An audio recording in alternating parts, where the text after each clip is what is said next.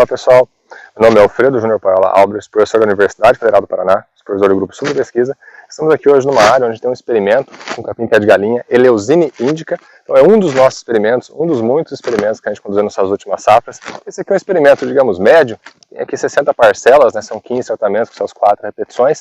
A gente conduziu uma série de experimentos com capim-pé de galinha nesses últimos anos, nessas últimas safras, em diferentes regiões, em diferentes locais. Então esse aqui é um deles, que a gente está aqui hoje mostrando. Vamos conversar um pouco desse cenário de capim-pé de galinha nesse local aqui.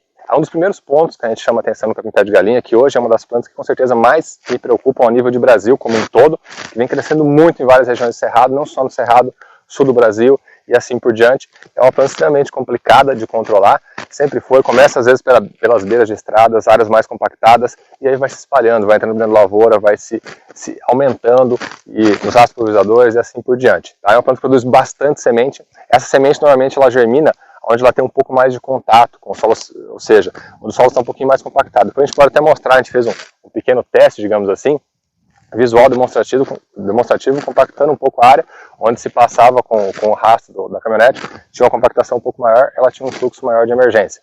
Até de forma similar, em paralelo, que a gente faz, por exemplo, nos testes de germinação. Quando a gente vai trabalhar com sementes, de acordo com a própria regra para análise de sementes, algumas sementes ficam sobre papel, outras ficam entre papel, para ter mais contato. Então, no caso do capim de galinha, é preciso esse maior contato, e por isso começa por beira de estrada, rastro, pulverizador, e assim por diante, depois vai se espalhando na área, ok? Então tem esse difícil controle, por quê?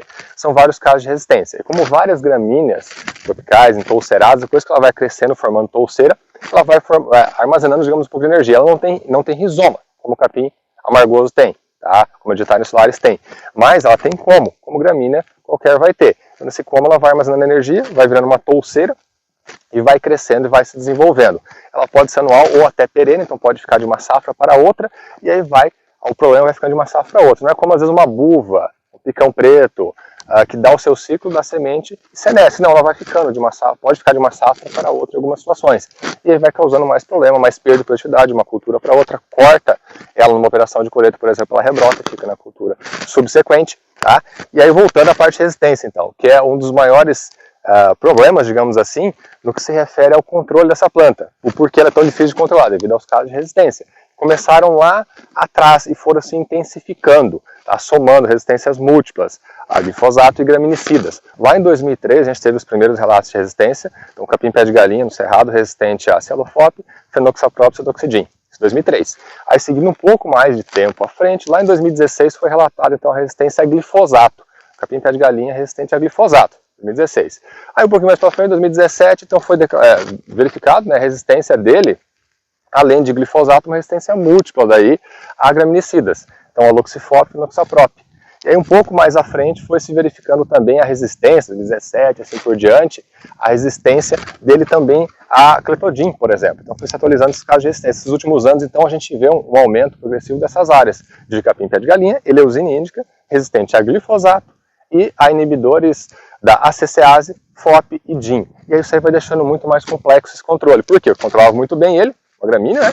É o glifosato e os graminicidas. E aí as ferramentas mais utilizadas, mais importantes para o seu controle, não estão tendo mais eficiência devido aos casos de resistência múltipla. E aí vai se intensificando o problema de controle dele. Tá? Então, várias regiões, vários locais no Brasil está tendo esse problema, e a semente vai se espalhando, vai sendo levada de diversas formas, e assim por diante, vai aumentando esse problema. Então, nesse contexto, devido a essas resistências que tem, um primeiro ponto de extrema importância para quando a gente vai pensar no manejo de capim-pé de galinha é saber ao que ele é resistente. Por quê? Porque tem locais que é resistência a glifosato, como eu vinha dizendo, né?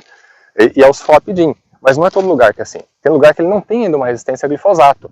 Tá? Tem locais que tem a glifosato FOP, tem lugar que tem a glifosato DIN. O pior cenário que é glifosato FOP-DIN. Então esse é o primeiro ponto, a gente tem que saber ao que tem resistência. Porque não é como a buva, que é uma planta que a gente trabalha bastante, é complexa, mas tem lá glifosato, resistência a glifosato, fosfema 1, ALS e a 2,4-D. Daí a gente pega, troca o 2,4-D por outro auxínico, como a loxifene, como o triclopir, beleza, a gente resolve parcialmente o problema, vem com uma sequencial, tira, né, um diquate, põe um glufosinato, ok, não tem causa esses herbicidas ainda. Mas no caso do capim de galinha, ele já soma causa as principais ferramentas que a gente usa para controlá-lo. Então o primeiro ponto de extrema importância é entender então a quais herbicidas ele tem resistência, para saber se vai contribuir ou não.